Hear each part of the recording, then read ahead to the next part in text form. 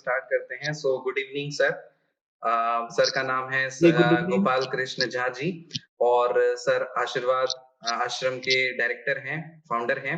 और सर से मैं बता देता हूँ कि सर से मैं मिला था 2019 में जब मेरा पीएचडी का एंट्रेंस निकला था। उसके बाद फिर मेरी ज्वाइनिंग बची हुई थी। ज्वाइनिंग के पहले मैं सर से जाकर के नीतीश जी के साथ में मिला था।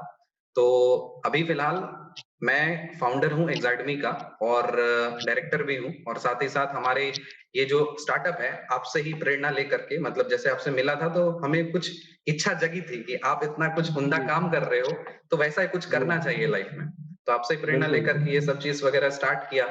तो हमारे यहाँ पे चेयरमैन सर हैं आयुष सर और यहाँ पे और भी बहुत सारे ऑफिशियल्स भी हैं, स्टेट ऑफिसर्स भी हैं। हम लोग स्टूडेंट में ही ये सब बना के रखे हुए हैं क्योंकि ये लोगों को जी, आगे चल करके ये सारे काम करने हैं, तो वो थोड़ा बिल्कुल। अटॉर्नी पावर अटॉर्नी सब दिया गया है कि ये सब चीजों को हैंडल करें।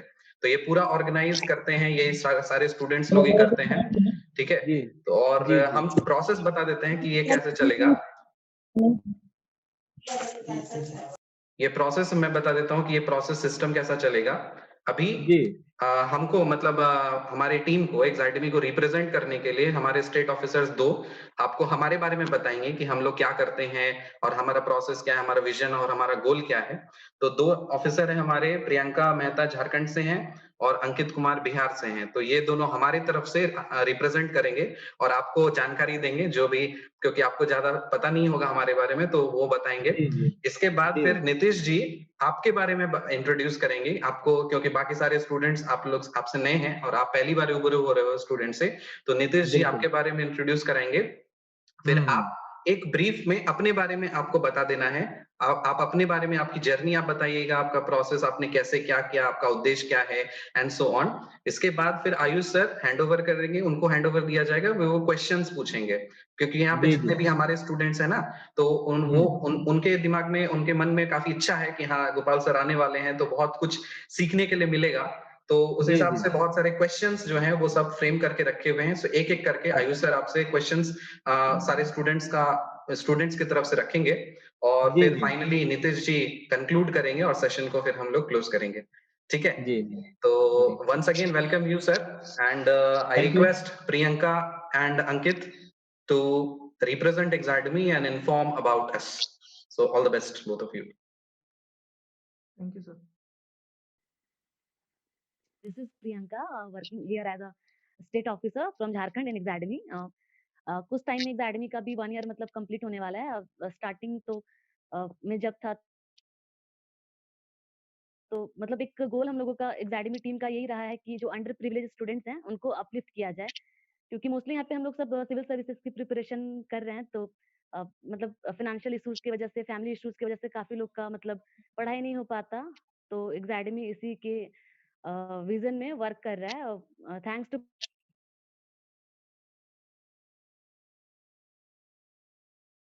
प्रभास सर कि इन्होंने काफ़ी कुछ किया है हम लोगों के लिए, स्टार्ट किया है। लाइक इंग्लिश क्लासेस हमारी लाइव क्लासेस चलती है ऑप्शनल की।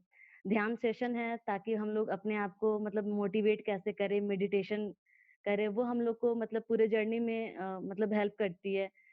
एज़ यू नो आपने सारी चीज़ तो किए होंगे, तो ये सारी चीज़ कितनी इम्पोर्टेंट है अभी इस जर्नी में। तो मैक्सिमम जितना पॉसिबल है प्रभास सर हम लोगों के लिए मतलब उतना कर रहे हैं। एंड एकेडमी टीम एकदम एक न्यू फॉर्म मतलब काफ़ी बड़ा एक प्लेटफ़ॉर्म हो गया है अब सबके लिए। अब ये काफ़ी लोगों को मतलब हेल्प कर रही है और इन मतलब जो मेन विज़न है जो पुअर एंड अंडर प्रिविलेज्ड लोगों को अपलिफ्ट करने का है। And I am very happy, I am very glad that I am part of academy and I welcome you again sir. Thank you, thank you. Thank you Priyanka sir. जैसा कि अभी तो आप सर्विस में पहुंच चुके हैं और हम लोग अभी वर्क कर रहे हैं यहाँ पे मतलब सर्विस में आने के लिए। जी, और जी। जैसा कि एक बहुत फेमस सा कोट है कि the best way to predict your future is to create it, and you yes. Have always already created your future and just I you are try. also working to better the society. Just I try. जी। And and so always try we to are do my also best trying to and nothing else. yes, as we have come to know by the Prabhas sir and the introduction that just means that was circulated in Academy just before your joining. Yeah, यहाँ पे sir ध्यान session जो होता है वो बहुत ही मतलब एक तो बढ़िया इनिशिएटिव है, क्योंकि जी, जैसे जी, एडुकेशन में क्या है कि हमारे यहाँ अभी तक सब जगह सिर्फ पढ़ाया ही जाता है, बच्चों को बिल्कुल। जीना कैसे है चीज हुँ, बताया नहीं हुँ। जाता है। तो यहाँ पे प्रभास सर का एक बड़ा अच्छा सा इनिशिएटिव था। अभी कुछ ही दिन पहले की बात है कि एक मीटिंग में मतलब सर ने वो 10 मिनट का मेडिटेशन का सेशन वो लगाया था और ये कहा था कि आप अपने मतलब लाइफ के पास्ट लाइफ के बारे में सोचिए कि क्या कुछ हुआ है। तो वो एक ऐसा मोमेंट था जिस समय मतलब थोड़े समय के बाद सब लोग भावुक हो गए थे कि मतलब क्या-क्या उनके लिए हुआ है। तो वी फाउंड दैट कि सबकी जर्नीज़ जो है वो कुछ ना कुछ स्ट्रगलसम रही है। तो एकेडमी से जो भी बच्चे जुड़े हैं उनका कुछ ना कुछ सोसाइटी को प्रोवाइड करने का और सोसाइटी के लिए कुछ करने का बहुत बड़ा मतलब एम लेकर के चले। भले ही वो उस तक कितने सक्सेसफुल हो पाएँगे ये हम नहीं जानते। बट अपने एफर्ट सब लोग लगा रहे हैं। तो जी, वही जी, सर जो मैंने कहा कि best way to predict your future is to create it. So to sir create. हम ये चाहेंगे कि आप इसके बारे में फिर फर्दर आप कुछ अपना एक्सपीरियंस शेयर करें और कैसे क्या करना चाहिए वो भी आगे बताएँ। जी, जी। Over to Prabhas sir. Thank you so much Priyanka and Ankit. और इन्होंने काफी अच्छी तरह से हमारी बात मतलब हमारी तरफ से अपनी बात रखी है। आशा करते हैं सर आप समझे होंगे। हमारी बस एक बिल्कुल। छोटी सी पहल है, क्योंकि आपके सामने हम लोग कुछ भी नहीं है, आप बहुत आगे हैं, हम आप चरण के नहीं, धूल नहीं, बनने की कोशिश कर रहे हैं, कोई थोड़ा सा कोई बहुत कुछ। आगे-पीछे नहीं होते हैं, सब साथ होते हैं हम लोग। हाँ, वही वो आपका बड़प्पन है कि आप ये बोल रहे हैं कि, लेकिन आप कुछ भी बोलिए, सीनियर हैं तो ऑब्वियसली आपसे आपसे इंस्पिरेशन लेकर के आपके पद चिन्हों पे ही चलने की कोशिश कर रहे हैं। बस आपका एक गाइडेंस चाहिए हम लोग को।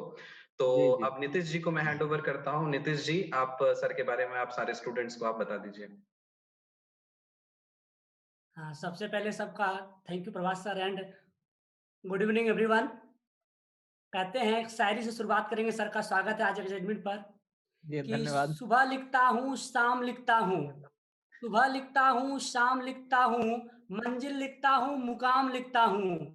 वो कलम भी दीवानी हो जाती है, वो कलम भी दीवानी हो जाती है जब गोपाल सर का नाम लिखता हूँ, गोपाल सर का नाम लिखता हूँ।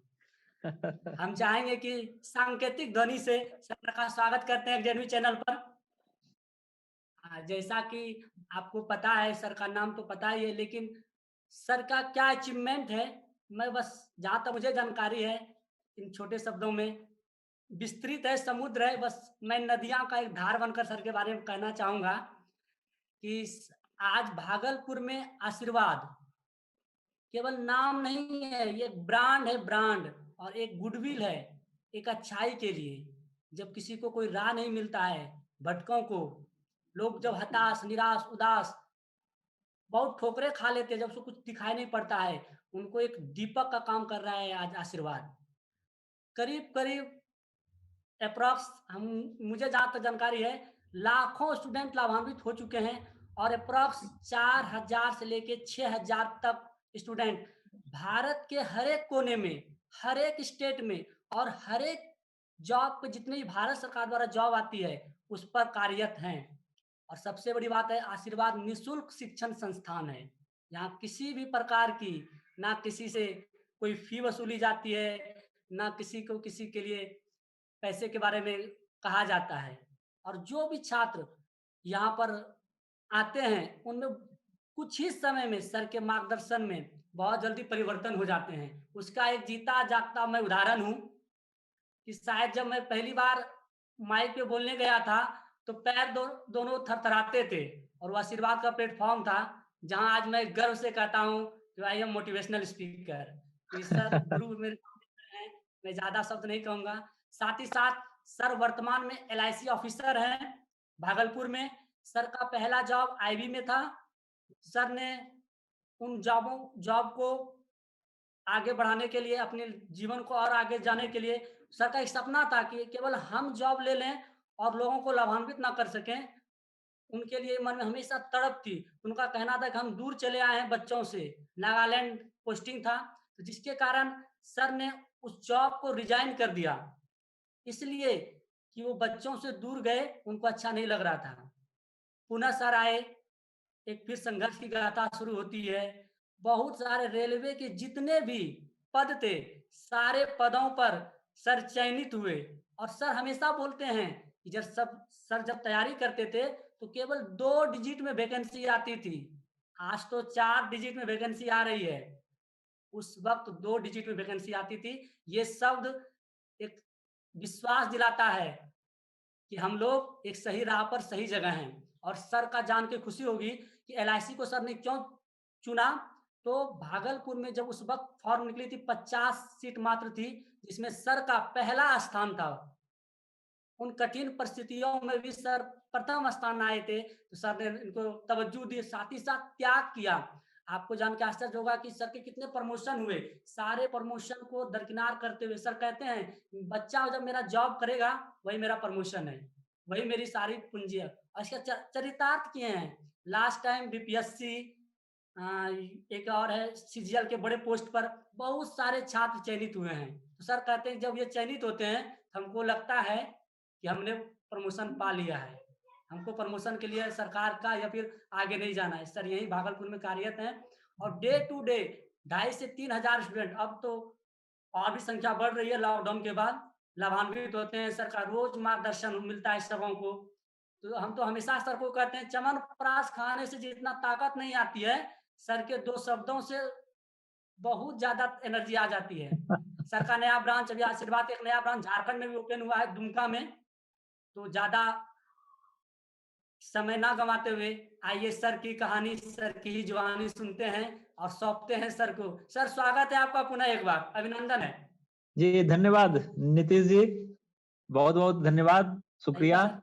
और आप तमाम एकेडमी के मेंबर को जिन्होंने कि एक अच्छा प्लेटफ़ॉर्म तैयार किया है, बच्चों के भविष्य को गढ़ने के लिए और जो सोसाइटी को देने का, जैसा कि अभी मुझे जानकारी मिली आपके टीम मेंबर से कि जो ये सारे लोग जुड़े हैं एक प्लेटफ़ॉर्म पे हम्बल बैकग्राउंड के बच्चों को अपलिफ्ट करने के लिए, कि जो बच्चे सुविधाओं के अभाव में अपने मंजिलों से दूर रह जाते हैं, वो जो अपने सपने को पूरा नहीं कर पाते हैं, उसके लिए आप लोगों ने ये इनिशिएटिव लिया है।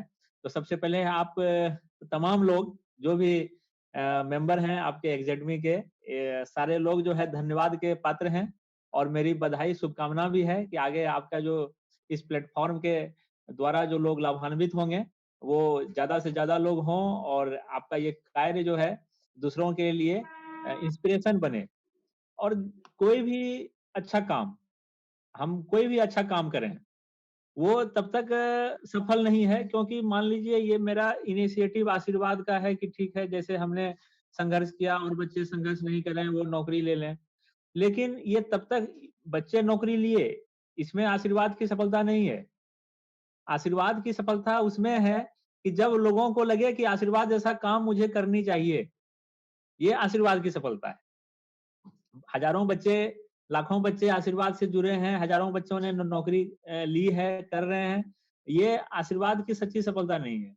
सच्ची सफलता वही होती है जब आपके दिल में, आपके माइंड में स्पार्क किया कि नहीं ये काम तो मुझे अभी लग रहा है, आपके बातों से अभी लग रहा है कि ये यहाँ पे आशीर्वाद सक्सेस हो रहा है। ये अब लगता है कि नहीं, हाँ, हम लोग अब सक्सेस की ओर बढ़ रहे हैं। इतने बच्चे ने नौकरी लिया, वो रियल सक्सेस नहीं है। और कोई भी स्टेप, कोई भी जो हम लोग वर्क करते हैं, तो वो एक स्मॉल स्टेप से ही शुरू करते हैं।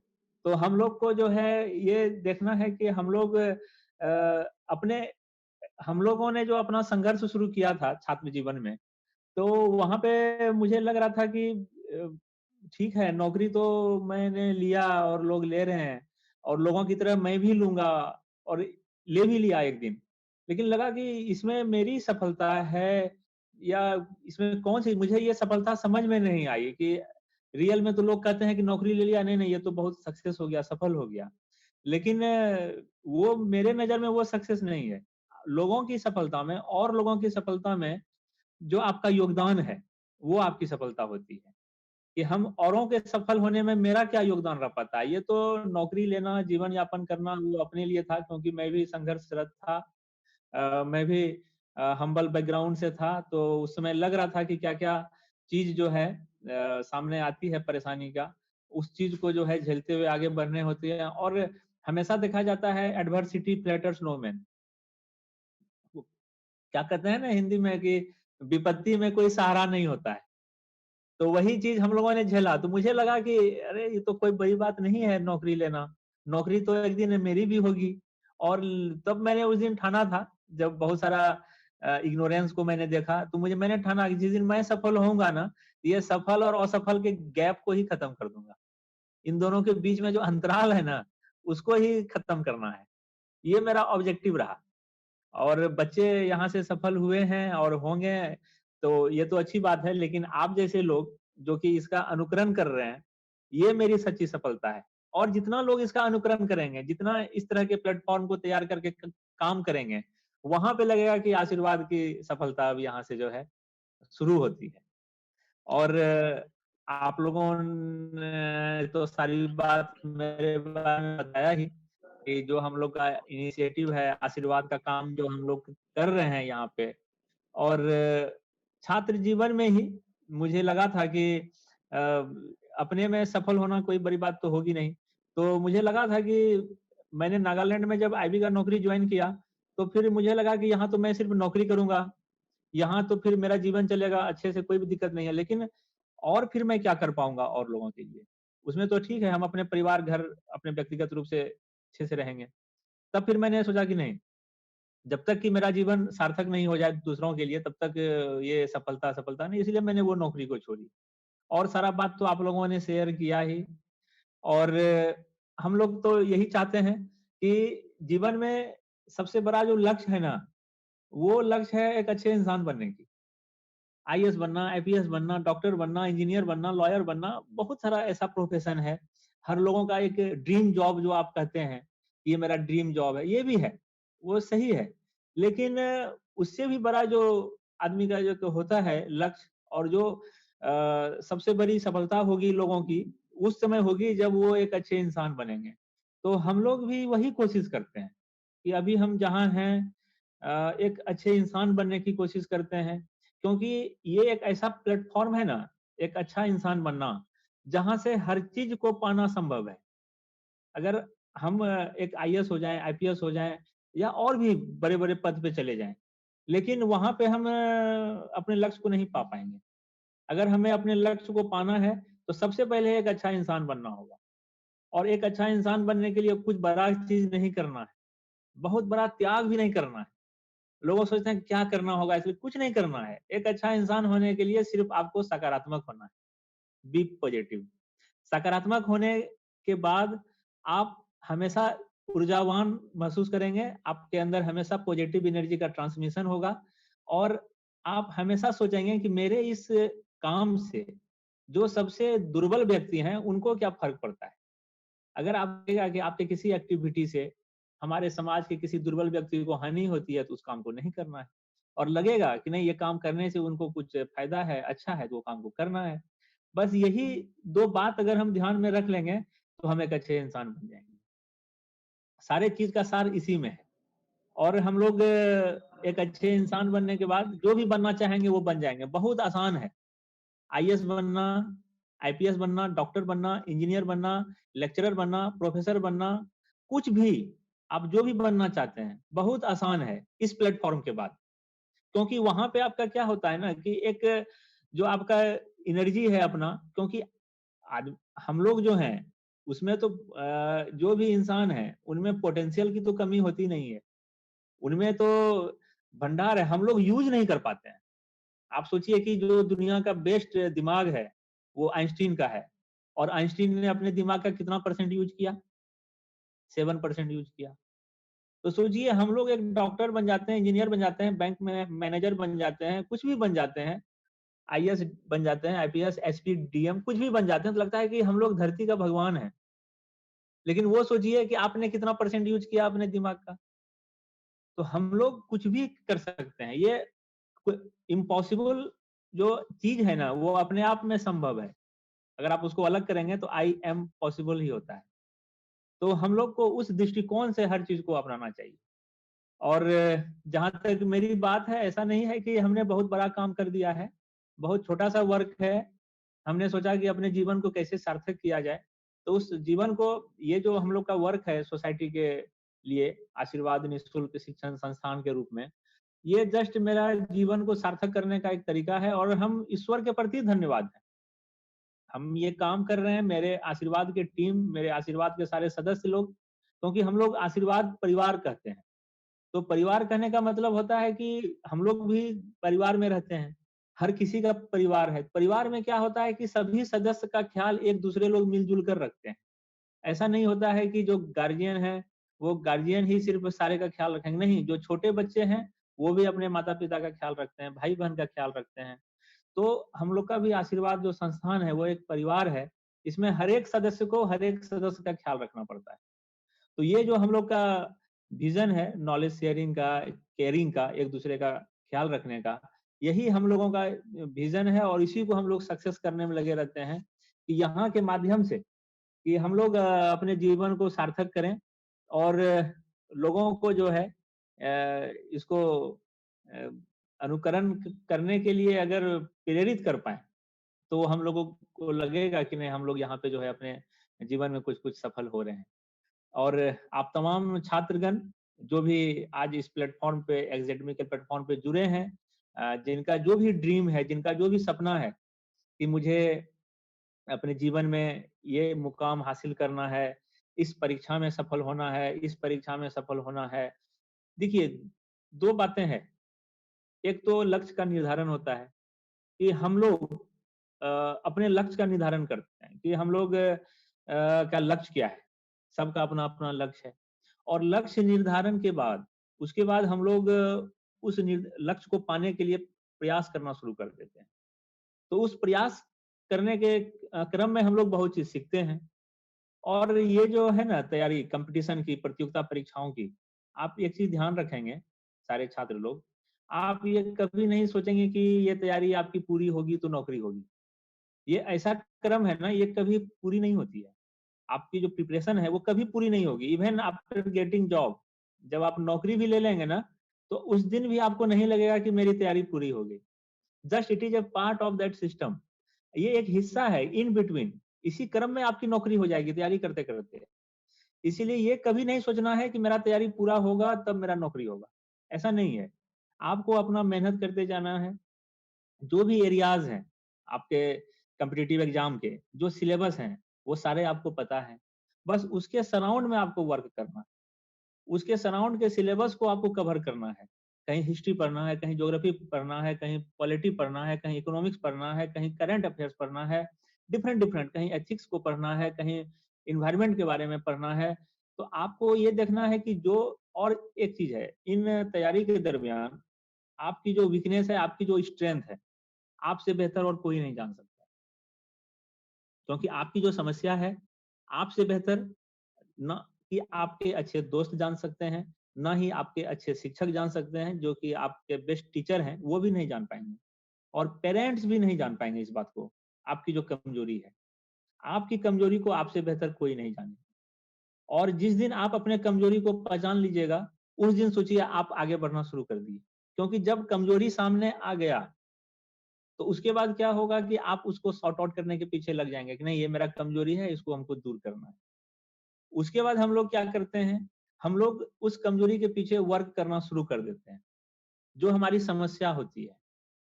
महात्मा बुद्ध जब उपदेश दिया करते थे, एक छोटी-सी घटना है, एक छोटी-सी कहानी है जो कि हम यहाँ पे शेयर करना चाहेंगे आपके बीच में।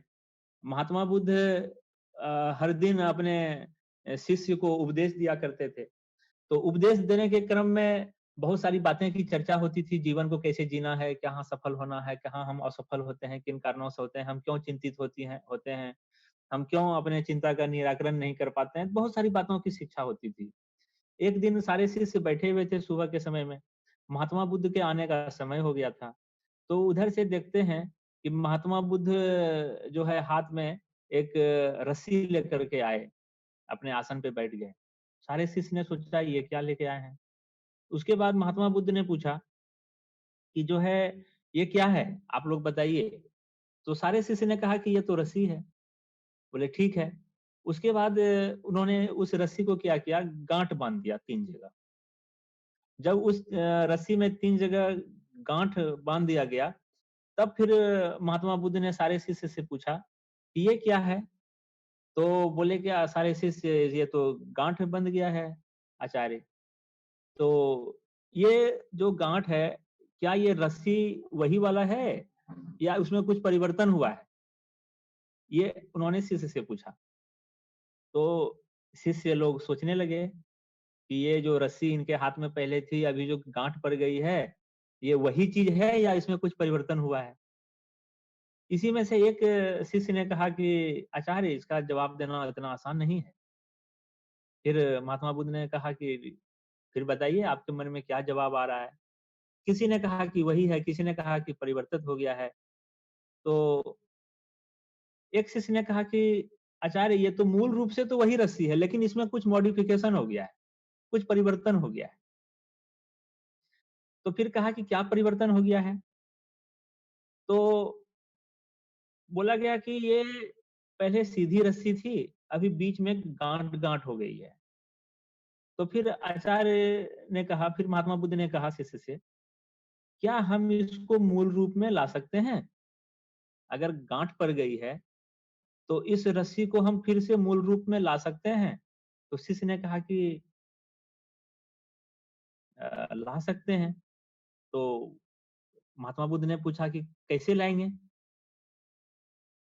क्या रूप होगा इसका लाने के बाद? उन्होंने कहा कि गांठ खोलने के बाद, शिष्य ने कहा कि गांठ जब हम इसका खोल देंगे, तो कैसे हम इसको नहीं ला पाएंगे? इसको तो ला लेंगे। जब गांठ खोल देंगे, ये अपने मूल रूप में आ जाएगा। तब महात्मा बुद्ध ने कहा कि गांठ कैसे खोलेंगे? क्या अचानक से गांठ खुल जाएगा? गांठ खोलने का तरीका क्या होगा? तब शिष्य ने कहा कि एक शिष्य उनमें थे, वो आके बोलेगा कि आचार्य, इसको जो है हम लोग गांठ खोलने के पहले क्या करेंगे कि रस्सी को आके देखेंगे, गौर करेंगे और देखेंगे कहाँ-कहाँ पे गांठ है, और देखेंगे कि गांठ का जो दिशा है, रस्सी को जो बांधने का दिशा है, वो किस डायरेक्शन में है। फिर जब उसके गांठ के दिशा को हम लोग पकड़ लेंगे और उसके डायरेक्शन को पकड़ लेंगे, तब एक-एक करके उस गांठ को खोल के हम लोग फिर इस रस्सी को मूल रूप में ले आएँगे। तो महात्मा बुद्ध ने कहा कि यही तो मैं सुनना चाहता था आप लोगों से। यही चीज़ तो हमारे जीवन में भी होती है। जीवन है तो समस्या तो होंगी ही होंगी। हम लोग समस्या का कारण जाने बिना उसके समाधान में लग जाते हैं।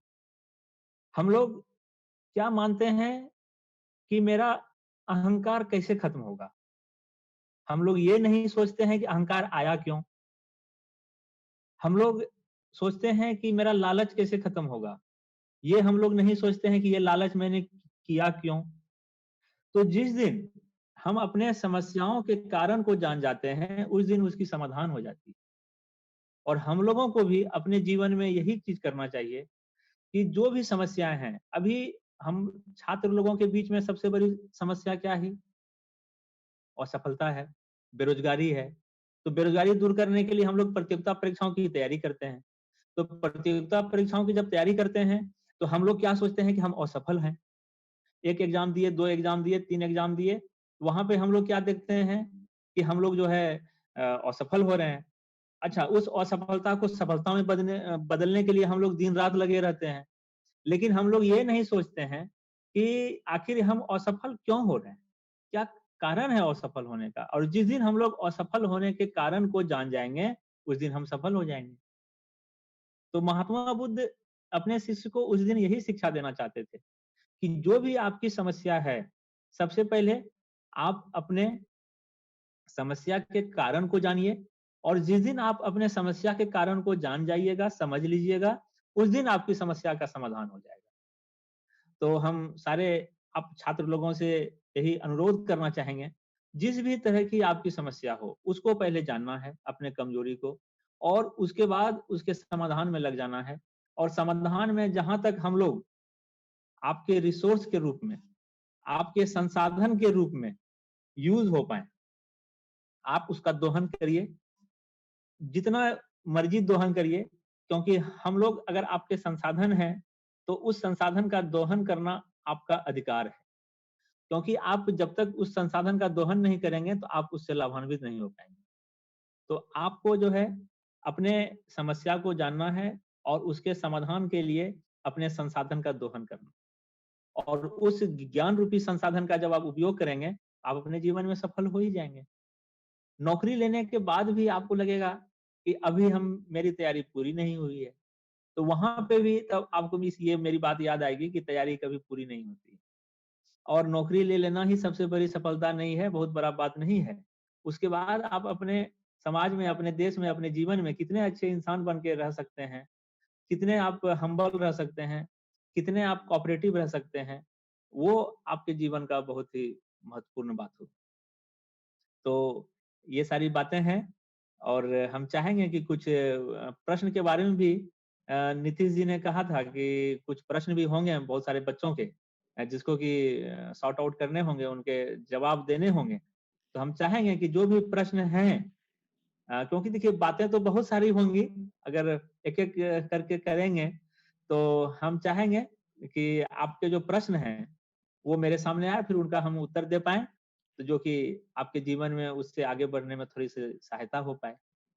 जी। बहुत-बहुत धन्यवाद सर, आपने काफ़ी इतने बेहतरीन तरीके से अपनी बात को रखा है और जब आप बोल रहे थे तो उस समय मैं खो गया था। मैं ही नहीं, मैं बाकी लोगों का भी फेसेस देख रहा था कि वो लोग खो गए थे। मतलब उनको लय समय क्या है, कोई एक फ्लो होता है ना कि आप जब बोलते हैं तो मैं जब आपसे मिला था तो उस समय भी जब आपसे बातें करता था, आपने इधर-उधर सब जगह घुमाया था, तो बस मैं आप किस तरह से बोल रहे हैं, बस मैं वो नोटिस करते हुए उस लय में बह गया था। क्योंकि आप इतना हाँ, बेहतर और ये बहुत ही खूबसूरती है जब किसी इंसान का दिल प्योर होता है और जब बड़ा होता है तो वो जो बातें निकलता है ना वो लोगों को अट्रैक्ट कर लेता है, फिर छोड़ करके जाने का मन नहीं करता। तो वो चीज जी, मुझे बहुत अच्छी लग रही थी।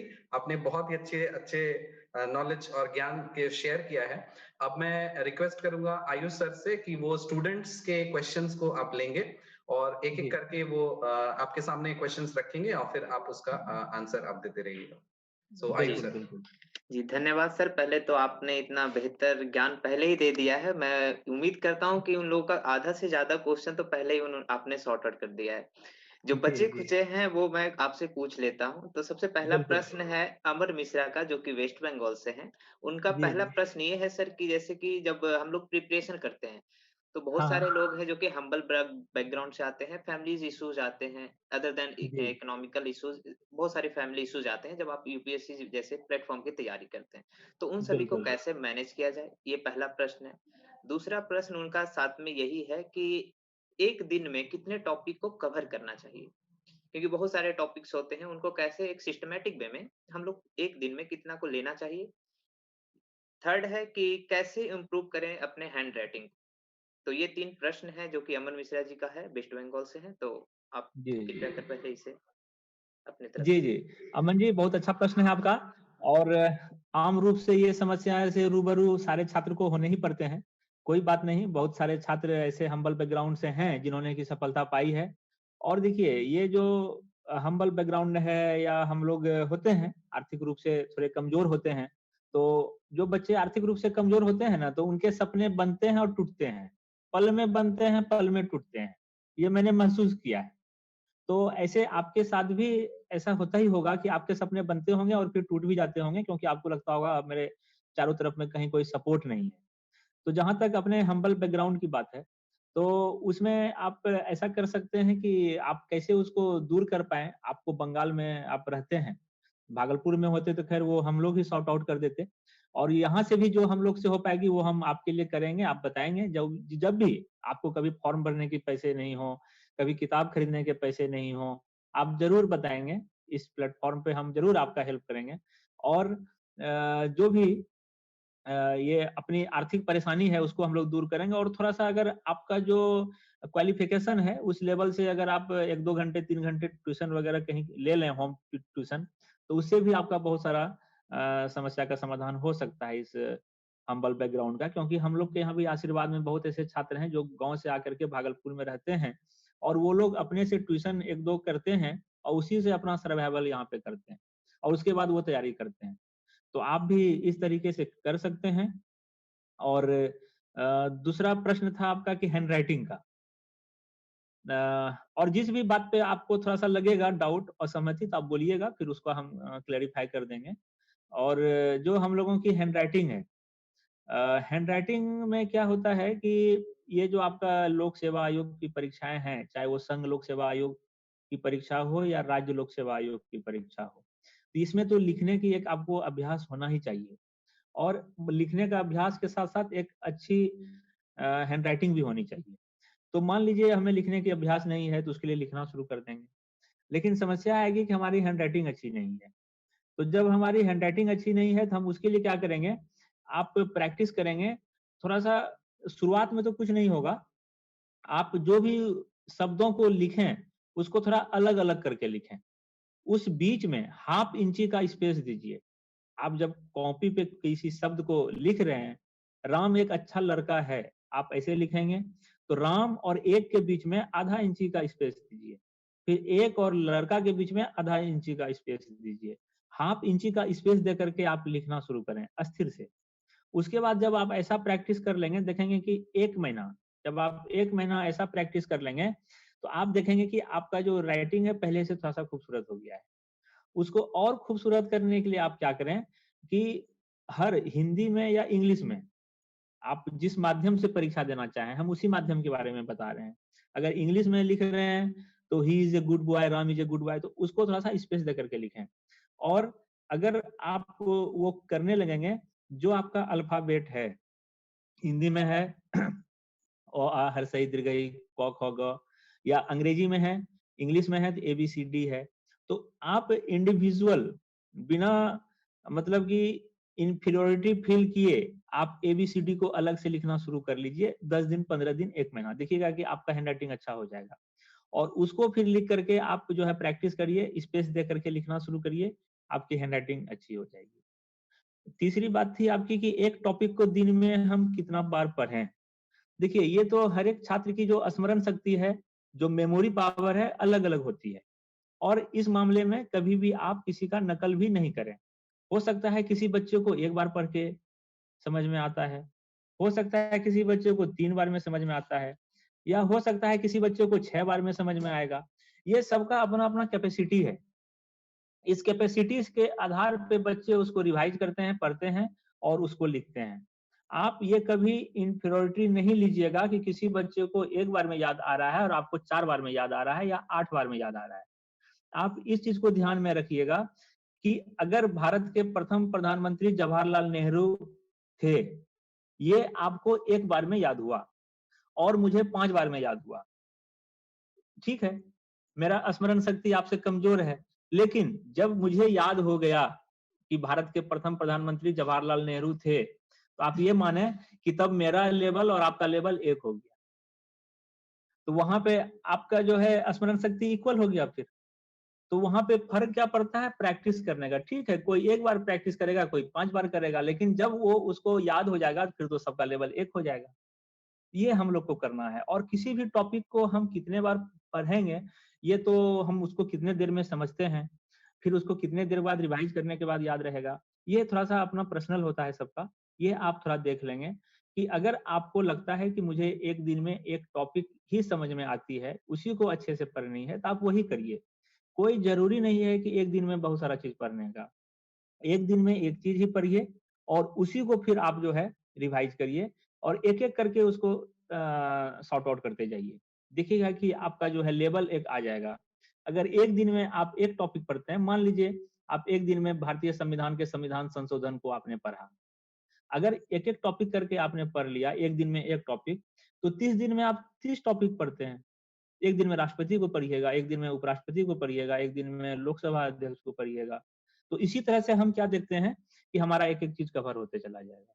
इसलिए कोई ज़्यादा ज़रूरत नहीं है उतना हेक्टिक होने का कि बहुत ज़्यादा 1 दिन में कर लें, कुछ नहीं। आराम से करिए और इत्मीनान से करिए, पेशेंस रख के करिए, क्योंकि धैर्य आपके विपत्ति का सबसे बड़ा साथी होता है। उसको कभी मत आप खोने दीजिएगा। जी, धन्यवाद सर। उम्मीद करता हूँ कि उनका प्रश्न का हल मिल गया होगा और नेक्स्ट क्वेश्चन जो है सर वो है कार्तिक जी का और प्रीति माने जी जो कि महाराष्ट्र की हैं, दोनों का सेम क्वेश्चन है।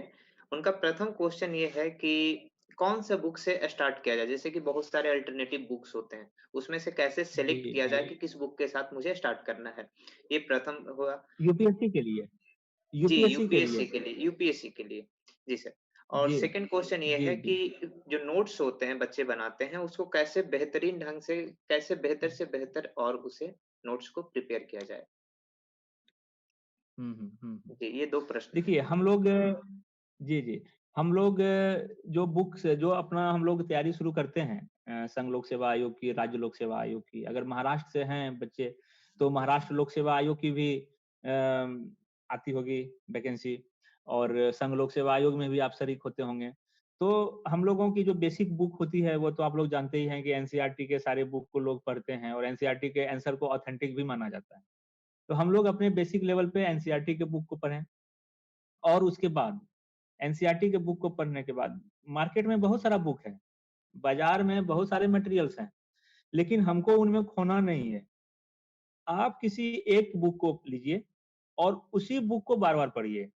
आप एक किताब को 10 बार पढ़िए, ना कि 10 किताब को 10 बार पढ़िए। अगर आप एक किताब को 10 बार पढ़ते हैं, तो वो आपका जो है तैयारी का सबसे बड़ा माध्यम होगा। क्योंकि उस माध्यम से आप उस किताब पे कमांड करेंगे, उसके मटेरियल को समझ पाएँगे और फिर उसको आप अच्छे से लिख पाएँगे। और दूसरा प्रश्न क्या था इनका?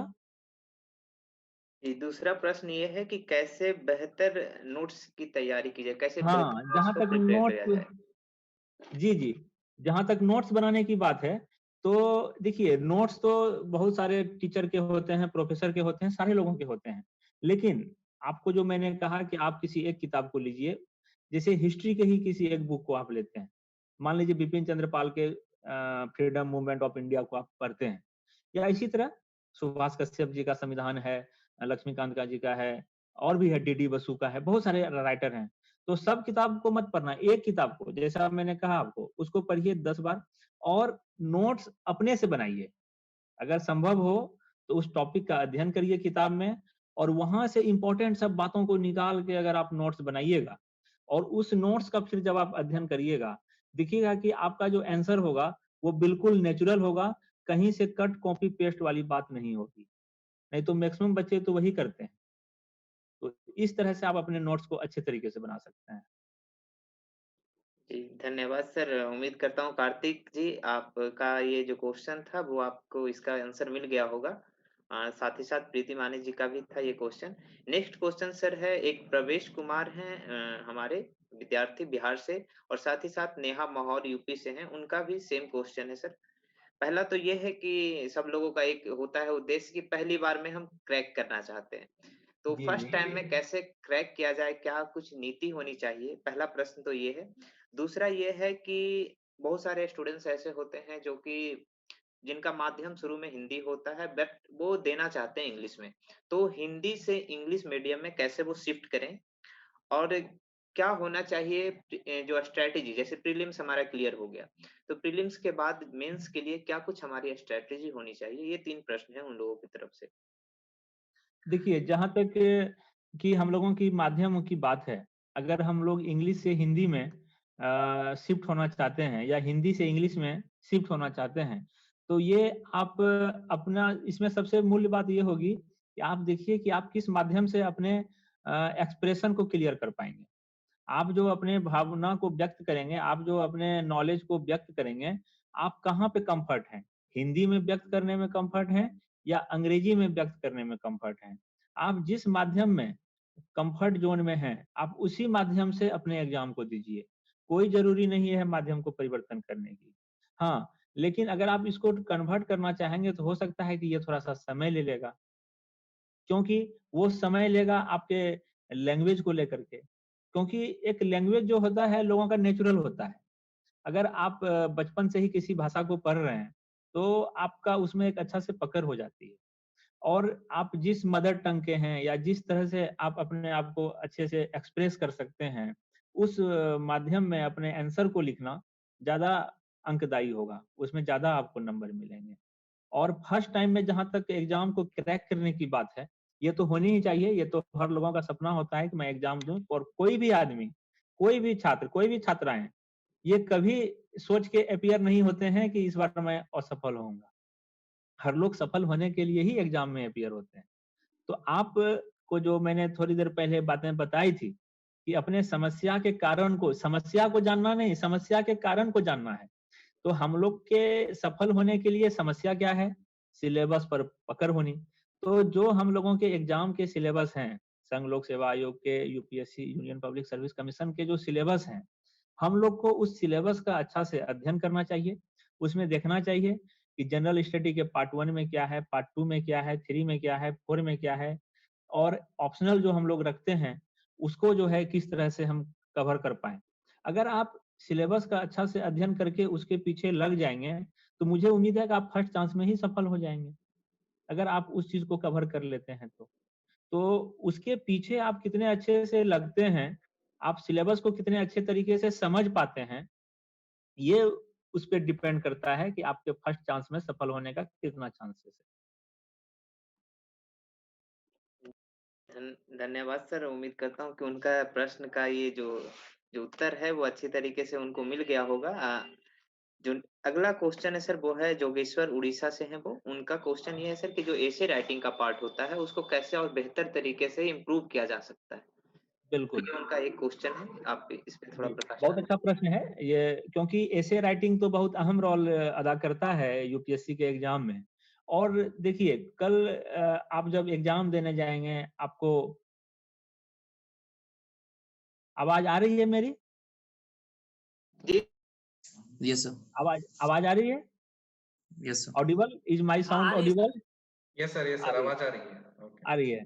तो देखिए, हम लोग जब लोक सेवा आयोग की एग्ज़ाम देते हैं, यूपीएससी का एग्ज़ाम देते हैं, तो एसए का जो पार्ट है, वो बहुत अहम रोल अदा करता है। और आप अगर पिछले कुछ साल के प्रश्न को देखेंगे, जो विगत कुछ वर्ष में, जो लास्ट ईयर, उसके लास्ट ईयर, इस तरह से आए हैं, तो आप जब देखेंगे तो एसे जो पूछे जाते हैं, वो एसे लिखने के लिए जो हमारा समग्र ज्ञान है, हम लोग हिस्ट्री पढ़ते हैं, हम लोग ज्योग्राफी पढ़ते हैं, हम लोग कॉन्स्टिट्यूशन के बारे में पढ़ते हैं, पॉलिटी के बारे में पढ़ते हैं, राज्य व्यवस्था के बारे में पढ़ते हैं। साथ ही साथ हम लोग करंट अफेयर्स को कवर करते हैं, और हम लोग करंट अफेयर्स में इकोनॉमिक को देखते हैं, स्पोर्ट्स को देखते हैं, नेशनल, इंटरनेशनल, बहुत सारे चीज़ होते हैं। तो आप जब इन सब चीज़ों पे बहुत ही समग्र रूप से अध्ययन करते हैं, एक कम्प्रिहेंसिव स्टडी करते हैं, तो वो आपका एसे का तैयारी होता है। एसे का कोई स्पेशल तैयारी नहीं होता है। जब हम अपने यूपीएससी के सिलेबस के बारे में अध्ययन कर रहे होते हैं, तो उन सारे टॉपिक्स को जब हम पढ़ते हैं, उससे डिफरेंट डिफरेंट जो हम लोग कंटेंट निकाल के उसको समझते हैं और उसके ऊपर सोचते हैं, वो हमारा एसे का कंटेंट होता है। और एसे को और बेहतर तरीके से करने के लिए क्या है कि आप लगातार जो भी आर्टिकल्स हमारे न्यूज़पेपर में आते हैं, जो कि हमेशा चर्चा का विषय रहते हैं, आप उस पे गौर करिए। और डिफरेंट डिफरेंट जो समाचार पत्र हैं, न्यूज़पेपर हैं, उसके जो एडिटोरियल पार्ट हैं, उसको अगर आप अच्छे से पढ़ते हैं, तो आपका एक अलग कंटेंट तैयार होता है। चाहे वो किसी भी क्योंकि देखिए, संघ लोक सेवा आयोग यूपीएससी की जब आप तैयारी करने जाएँगे ना, तो सामान्य अध्ययन के पार्ट में आपको बहुत सारी चीज़ों को पढ़नी होगी। हमारे सामाजिक व्यवस्था के बारे में आपको पढ़नी होगी, हमारे ज्योग्राफिकल कंडीशन के बारे में आपको पढ़नी होगी कि हम लोग जहाँ रह रहे हैं, पूरा दुनिया का भौगोलिक दशा क्या है। हम लोगों के इतिहास के बारे में पढ़नी होगी कि हम वर्तमान में क्या हैं और अतीत में क्या थे, क्या भारत का इतिहास रहा, क्या विश्व का इतिहास रहा। तो बहुत सारे चीज़ों का अध्ययन करना होता है, और इन सारे चीज़ों का जो हम समग्र रूप से अध्ययन करते हैं, वो हमारे एसे के तैयारी का हिस्सा होता है। और उसके बाद फिर हम लोग जो है अपने करंट टॉपिक के लिए जो न्यूज़पेपर वगैरह पढ़ते हैं, न्यूज़ सुनते हैं, उसके एडिटोरियल पार्ट का अध्ययन करते हैं। अगर कोई छात्र एडिटोरियल पार्ट के अध्ययन को कंटेंट को अपना बनाता है, तो हम उम्मीद करते हैं कि वो अपने एसे में अच्छे-अच्छे कंटेंट लिख के और अच्छे से एसे को वहाँ पे लिख पाएँगे और अच्छा नंबर वहाँ से पाएँगे। धन्यवाद सर। जो अगला प्रश्न है वो चंपा जी का है गुजरात से। उनका क्वेश्चन है जी। सर कि जो करंट अफेयर्स का है, जो हम लोग के पास कंटेंट होता है, बहुत सारे अल्टरनेटिव्स है करंट अफेयर्स के लिए, लेकिन कौन से रिलायबल सोर्स पे हमको डिपेंडेंट होना है, कौन से सोर्स से हमको करंट अफेयर का कैसे तैयारी करें बेहतर तरीके से, इस पे थोड़ा सा आप बता दें बच्चों को। जी, जी। देखिए, करंट अफ़ेयर्स के लिए तो बहुत सारे सोर्सेज़ हैं, बिल्कुल सही कहा है आपने।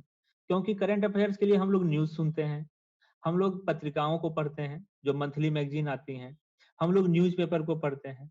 अब इनमें से क्या है कि मार्केट तो इन में सारे मटेरियल से भरा पड़ा है। अब इसमें से हम लोगों को सही मटेरियल को निकाल के पढ़ लेना है। क्योंकि हम लोगों को एक सफल होने के लिए जो पढ़ना होता है, बिल्कुल कंसाइज़ वे में पढ़ना होता है।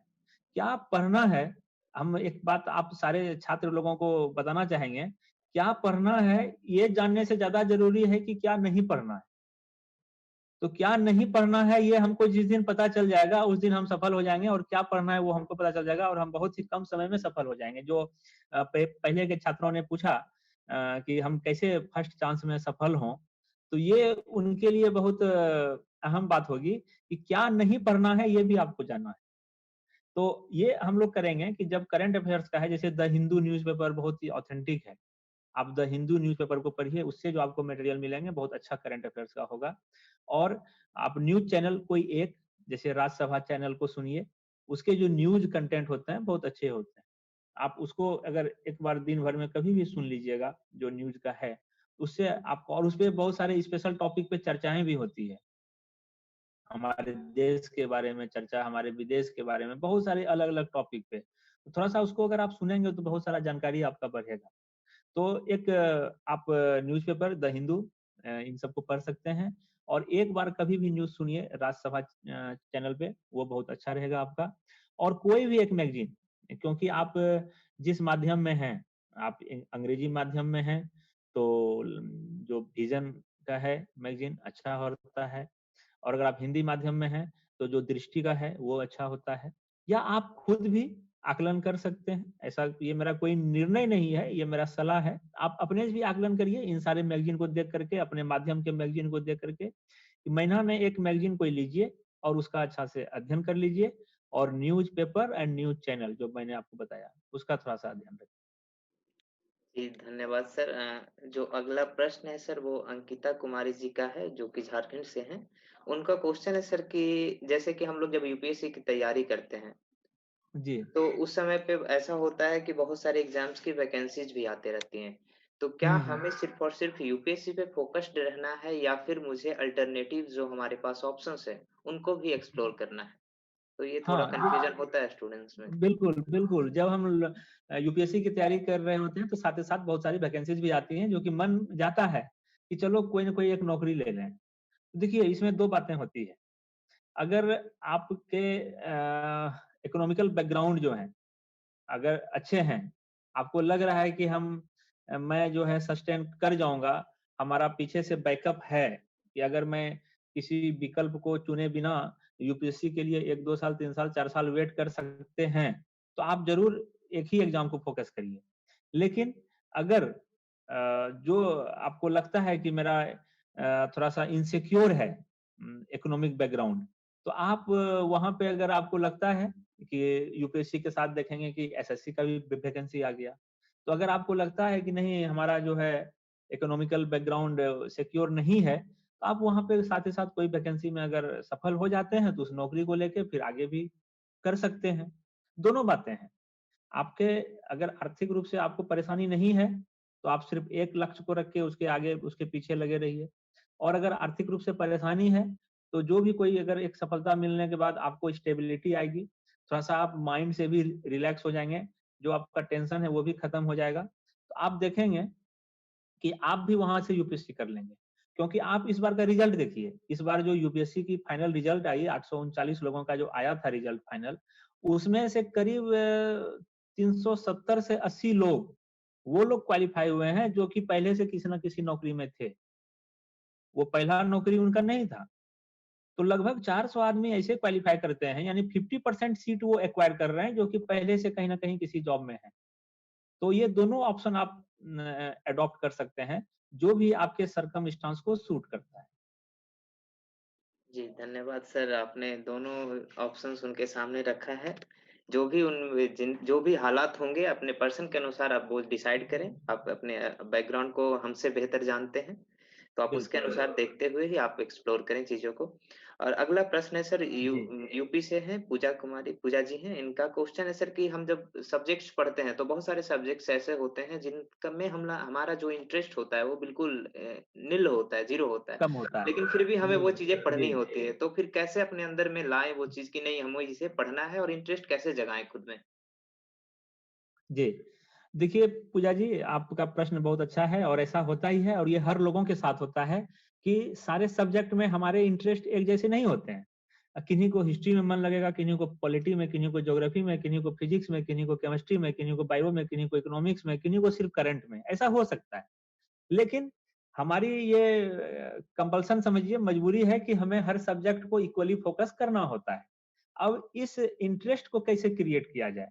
तो इस इंटरेस्ट को क्रिएट करने के लिए हम लोग को ये करना चाहिए, आप ये जो हम लोग का 24 आवर्स का होता है, एक दिन रात जो होता है, आप ये देखिए कि जब आप अध्ययन कर रही होती हैं, तो कौन से टाइम में आपका जो कंसंट्रेशन लेवल है वो हाई होता है। ऐसा होता है 24 घंटे में हमेशा कंसंट्रेशन लेवल एक जैसा नहीं होता है। वो वेरी करता है, time to time, shift to shift वो वेरी करता है। अगर आपका कंसंट्रेशन लेवल जिस समय रहता है, उस समय अगर आप उस जो आपके रुचि के विषय नहीं है, उसको आप अध्ययन करेंगे तो शायद उसमें आपको मन लग जाए। और उसमें आपको ये ढूँढना होगा, और बहुत सारे टॉपिक में आपको ढूँढना होगा कि कहाँ पे मेरा इंटरेस्ट है, कहाँ पे इंटरेस्ट है, तब आप उसको खोज लेंगे और उसके पीछे आप अपने इंटरेस्ट के साथ काम कर पाएँगे। तो उस कंसंट्रेशन वाली बात को आप थोड़ा ध्यान रखिएगा। जी, धन्यवाद सर। तो पूजा जी, आपका ये प्रश्न होगा जिसका आंसर आपको मिल गया होगा कि आपको कैसे सब्जेक्ट्स में कब क्या करना है। अगला प्रश्न है सर, अभिनव कुमार सिंह है जो कि यूपी से ही हैं वो भी। उनका जी। प्रश्न ये है सर कि जैसे स्टार्टिंग में बच्चे आकर के मोटिवेट होकर के स्टार्ट तो कर देते हैं प्रिपरेशन, बट इसको कंटिन्यू नहीं रख पाते हैं। तो इसको कैसे बिल्कुल। कंटिन्यू रखा जाए, इस जर्नी को कैसे मेंटेन किया जाए, उस उत्साह को कैसे मेंटेन किया जाए, ये उनका प्रश्न है। जी। आप एक चीज़ देखिए, जो हम लोग जर्नी शुरू करते हैं यानी तैयारी अपनी शुरू करते हैं, तो शुरू में तो हम लोग बहुत इंथू होता है कि नहीं हमको यूपीएससी करना है, कल हम ये होने जा रहे हैं, कल कलेक्टर बनने जा रहे हैं, कल डीएम बनने जा रहे हैं, एसएसपी बनने जा रहे हैं। लेकिन आफ्टर ए शॉर्ट व्हाइल कुछ दरमियान के बाद देखते क्या है कि हमारी उत्साह थोड़ी-थोड़ी कम होती चली जाती है। तो जहाँ पे हम लोग अपने उत्साह को कम देखते हैं, जहाँ वो इंथू का लैकिंग होता है, आप वहाँ पे एक चीज़ ध्यान में रखेंगे कि आपने जो सोचा था, अभी से कुछ समय पहले, 3 महीना पहले, 6 महीना पहले, साल भर पहले, क्या आपने जो सोचा था उसके लिए आप अपने कर्म को अंजाम दे पा रहे हैं? अगर आप नहीं दे पा रहे हैं, तो जो आपने सोचा वो बेकार सोचा। तो हम लोगों को ये ध्यान में रखना चाहिए कि हमारे उत्साह में कमी तभी नहीं आएगी जब हम अपने सपनों को बिल्कुल सामने रखेंगे, अपने लक्ष्य को बिल्कुल सामने रखेंगे, और जब हमारे लक्ष्य हमारे सामने होंगे तो हमारे उत्साह में कभी कमी नहीं आएगी। और अगर उत्साह में कमी आएगी तो उस उत्साह में कमी को दूर करने के लिए आप बीच बीच में कुछ अच्छे अच्छे सक्सेस लोगों की कहानी पढ़ सकते हैं। उनके बारे में जो बहुत सारी बातें होती है, क्योंकि उनके जीवन से जो बहुत कुछ सीखने को होती है, वो हम सीख सकते हैं। क्योंकि आप ये मानिए, अगर हम अपने असफलता के ऊपर हर चीज़ को सीख करके उस अनुभव से सीखना चाहेंगे, तो हमारी ज़िंदगी बहुत छोटी है। हम लोगों की ज़िंदगी उतनी लंबी नहीं है कि सिर्फ़ अपने असफलताओं के अनुभव से सीख के आगे बढ़ें। हमें अपने जीवन में आगे बढ़ने के लिए औरों की असफलताओं के अनुभव से सीखनी पड़ती है। तब आप थोड़े समय में बहुत जल्द आगे बढ़ जाएँगे। तो ये कभी भी हम लोग को नहीं होना चाहिए कि हमें अपनी असफलता से सीखना है। औरों की असफलताओं के अनुभव से सीख करके हमको आगे बढ़ना है। धन्यवाद सर, आपने ये बहुत ही जो खूबसूरत सा शब्द बोला है कि आप अपने असफलता पे डिपेंडेंट ना रहें कि मैं जब असफल हूँ तो फिर इसकी वजह ढूंढूं, बजाय इसके कि लोगों की जो असफलताएं थी लोग ने कैसे फेस किया, क्या कुछ जी। उनको झेलना पड़ा, लोगों की जिंदगी से सीखें और उसको अपनाने की कोशिश करें कि आप उसको कैसे हैंडल कर सकते हैं। आप उन सभी चीजों को पहले से अवॉइड करें। तो जी। इनका उम्मीद करता हूँ कि अभिनव, आपका जो ये प्रश्न था उसका सटीक उत्तर आपको मिल गया होगा। नेक्स्ट क्वेश्चन है सर शिव दयाल ओझा का, जो कि यूपी से हैं ये भी। उनका क्वेश्चन ये है सर कि जैसे हम लोग कुछ भी पढ़ते हैं तो उन जी। सभी चीजों को कैसे परसीव किया जाए, जो परसेप्शन कैपेबिलिटी है वो कैसे इनहेंस किया जाए, खुद में समझने की क्षमता, जो चीजें होती है जो पढ़ा मैं उसको कैसे इंटरप्रेट करूं, कैसे उससे परसीव करूं चीजों को, तो ये कैसे बिल्कुल। इनहेंस किया जा सकता है। बिल्कुल, बहुत अच्छा प्रश्न है, क्योंकि हम लोग जो पढ़ते हैं वो हम लोग सोचते हैं कि और उसपे कैसे हम लोग अपना परसेप्शन बनाएँ और ऐसा परसेप्शन बनाएँ, ऐसा इमेज क्रिएट करें, वो हमारा परमानेंट मेमोरी में रहे, वो वोलेटाइल में मेमोरी में ना रहे। तो इसमें सबसे अच्छी बात क्या होगी आपको, जब आप किसी भी टॉपिक पे पढ़ते हैं, आप किसी भी चीज़ का अध्ययन करते हैं, तो आप वहाँ पे एक इमेजिनरी कांसेप्ट बनाइए। आप एक इमेज करिए कि ये अपने मस्तिष्क में उस इमेज को बनाइए कि ऐसा घटना हो रहा है, ऐसा काम हो रहा है, ऐसा घटना घटित हो चुका था, फिर उसके बाद ऐसा हुआ, फिर ऐसा हुआ। तो जिस किसी भी चीज़ का अध्ययन हम करेंगे और उस घटना के बारे में जो हम अध्ययन करते हैं और उसका इमेज हम अपने माइंड में बनाते रहेंगे, तब हम उस पे एक अलग परसेप्शन बना लेंगे और वो लास्ट लॉन्ग मेरा परसेप्शन होगा, जो कि आगे समय तक भी मेरा काम आएगा। एक इमेजिनरी कांसेप्ट आपको होना चाहिए।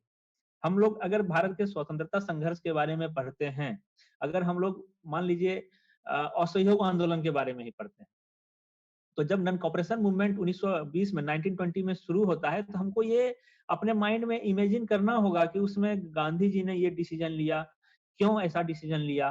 तो उस समय गांधी जी के फिगर को माइंड में ला करके और वो सारे घटनाओं को हमारे फिगर में, हमारे माइंड के इमेज में होना चाहिए। ये चीज़ जब आप कर लेंगे ना, इसको प्रैक्टिकल रूप में देखिए कहना तो कोई भी चीज़ आसान होता है, लेकिन उसको इम्प्लीमेंट करना उतना आसान नहीं होता है। इसमें समय लगेगा। ऐसा नहीं है कि मैंने अभी आपको कहा और जस्ट अभी आप इस कार्यक्रम के बाद जब आप किताब लेके बैठेंगे तो वो इमेजिन होना शुरू हो जाएगा। ऐसा नहीं होगा, उसका प्रैक्टिस करना होगा धीरे-धीरे, धीरे-धीरे, शनैः-शनैः ग्रेजुअली आपका जो है वो हो जाएगा। लेकिन जब वो इमेजिन आप करने लगेंगे कि कैसे सुभाष चंद्र बोस ने जो है गांधी जी को कहा कि गांधी जी आने वाली पीढ़ी कभी आपको माफ नहीं करेगी, जिस कारण से आपने असहयोग आंदोलन को समाप्त कर दिया। तो सुभाष चंद्र बोस का भी वो इमेज हमारे माइंड में होना चाहिए। वो हजारों आंदोलनकारियों का इमेज होना चाहिए, गांधी जी का इमेज होना चाहिए, चौरी चौरा घटना का होना चाहिए कि ट्रेन चल रही थी, वहाँ पे क्या हुआ, नहीं हुआ। उसके बाद वहाँ पे थाने में कैसे आग लगाया होगा। तो जिस भी घटनाओं का इमेजिनरी कांसेप्ट हम अपने माइंड में लाएँगे, वो हमको लास्ट लॉन्ग करेगा और वो हमारे साथ ज़्यादा रहेगा। जी, धन्यवाद सर। तो शिवदयाल जी, आपका जो ये प्रश्न था उसका उत्तर उम्मीद करता हूँ आपको मिल गया होगा। सर ने जैसा बताया कि विजुअलाइज़ चीज़ों को करें, जो भी आप पढ़ते हैं, कोशिश करें कि अपनी मेमोरी में उस समय पे उस चीज़ों को रिक्रिएट करें। आप उस जी। चीज़ को थोड़ा-सा समझने की कोशिश करें, अपने माइंड में विजुअलाइज़ करें, ताकि आपको ये चीज़ें होता हुआ दिखे। तो आप उस चीज़ को, जैसे होता है क्या है ना, हम लोग पढ़ते हैं और जो देखते हैं, उसमें दोनों में बहुत डिफरेंट होता है। देखी हुई चीज़ें हमें ज़्यादा जल्दी आती है, स्ट्राइक करती है माइंड में कि हाँ, ये चीज़ हमने देखा था।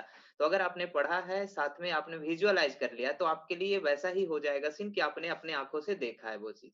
ठीक है? तो उम्मीद करता हूँ ये आपको समझ में आया होगा सर का ये जो भी टॉपिक, जो भी सर बताना चाह रहे थे। नेक्स्ट क्वेश्चन है सर बिल्कुल। प्रतीक्षा तिवारी का, जो कि एमपी से हैं।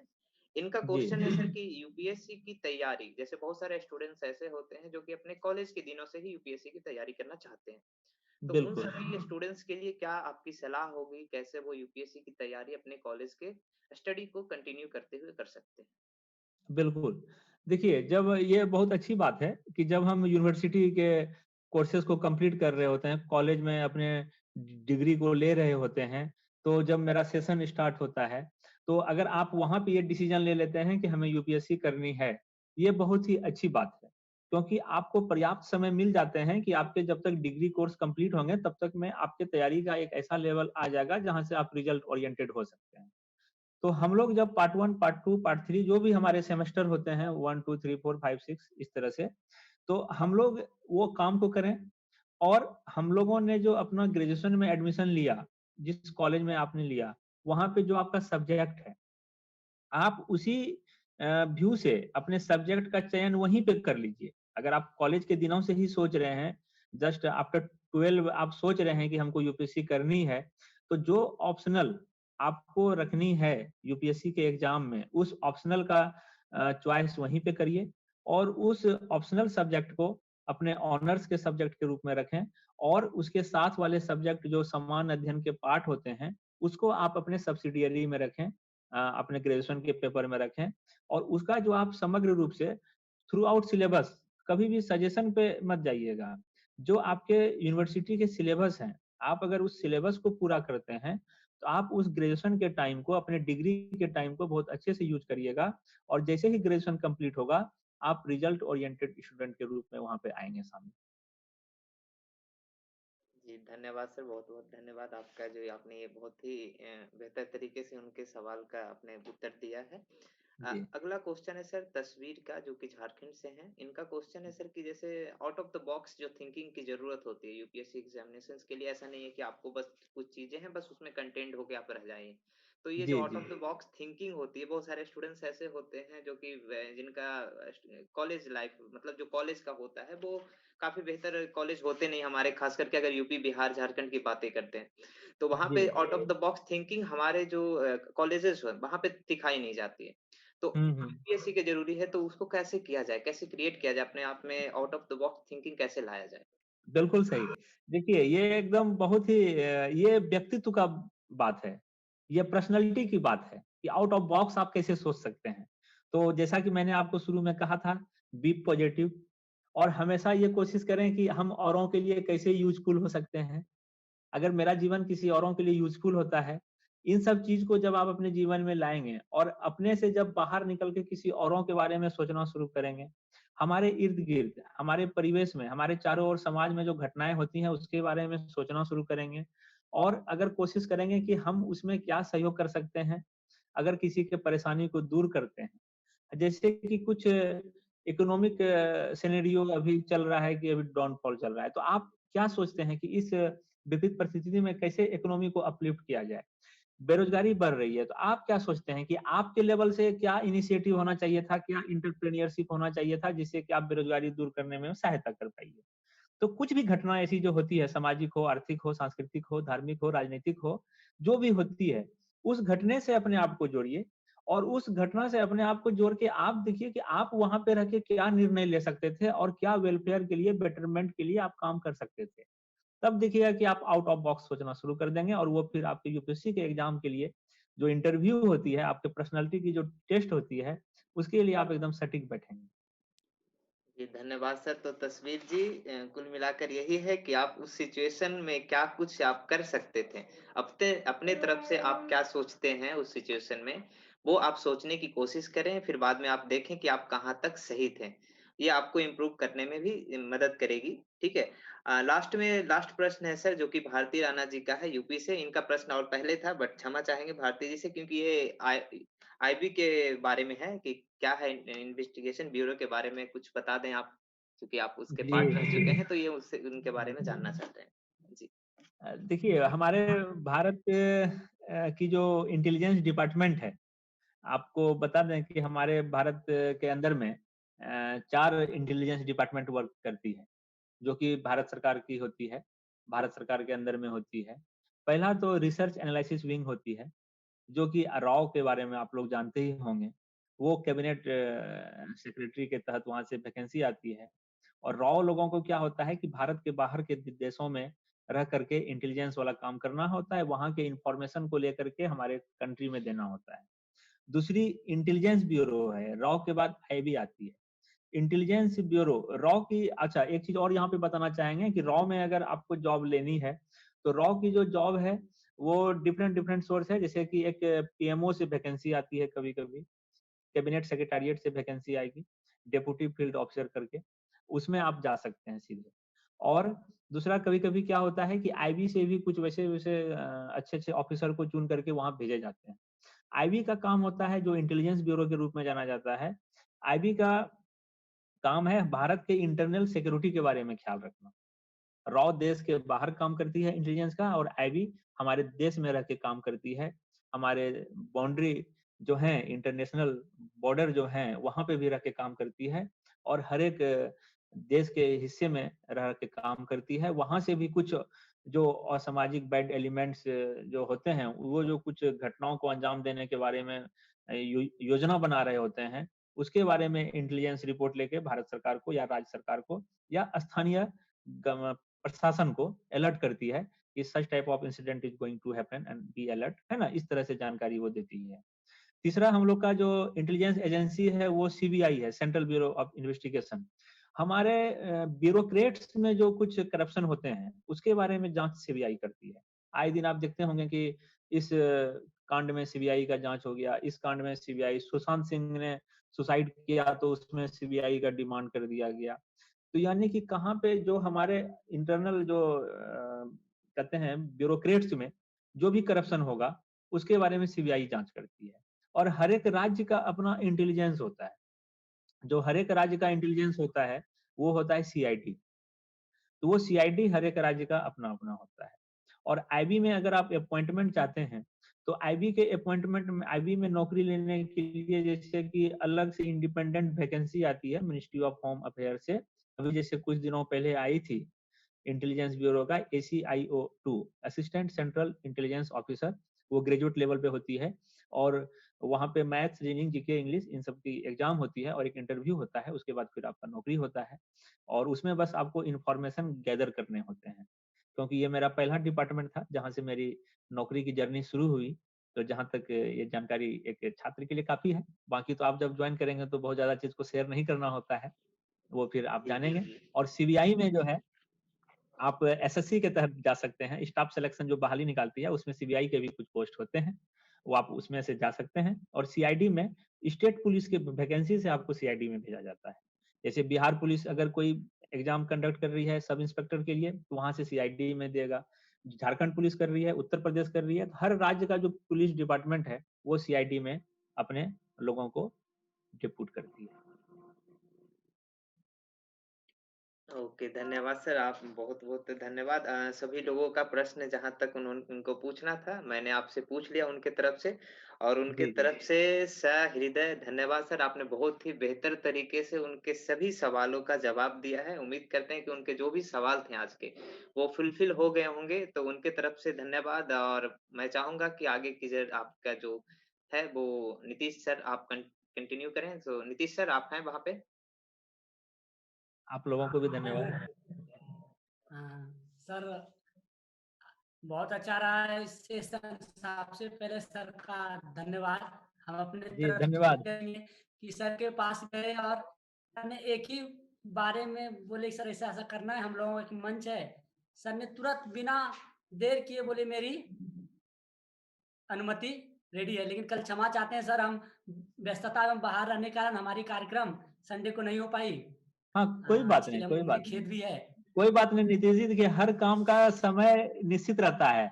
हम लोग कुछ सोचते हैं और जो कुछ निश्चित है वो निश्चित है। इसके लिए कोई बात नहीं। और थैंक यू सर। और एकेडमी के सारे मेंबर को बता दें कि सर को बहुत सारे अवार्ड से नवाजा जा चुका है, जैसे मानवाधिकार आयोग, रोटरी क्लब और हमारे यहाँ एक डीआईजी आईजी साहब के द्वारा पुलिस अकादमी अवार्ड द्वारा भी सर को नवाजा गया है। ढेर सारे सर सुशोभित हैं, क्या वर्णन करें हम। तो आज के अरे इस नहीं, नहीं, कोई बात अद्भुत और नहीं। अकल्पनीय सेशन में सर के लिए 2 शब्द कहेंगे कि डूबतों के लिए मैं किनारा बनूं, डूबतों के लिए मैं किनारा बनूं, लड़खड़ाए हुओं का सहारा बनूं। डूबतों के लिए मैं किनारा बनूं, लड़खड़ाए हुओं का सहारा बनूं। आपसे आपसे आज हम सबको मिली है प्रेरणा। आपसे आज हम सबको मिली है प्रेरणा।